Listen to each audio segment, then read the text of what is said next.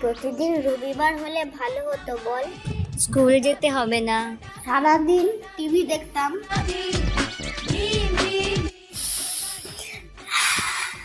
কি সুন্দর গন্ধ রে। মা মনে হয় মাংস রান্না করছে। চল নিয়ে আসি।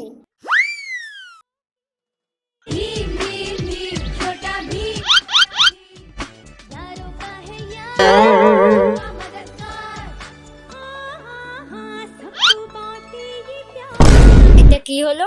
কই কিছু হলো না তো। তুই মাংস নিলি কেন?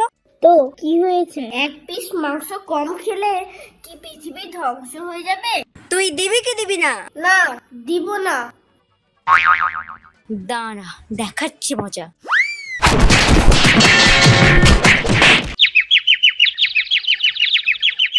আর নিবি?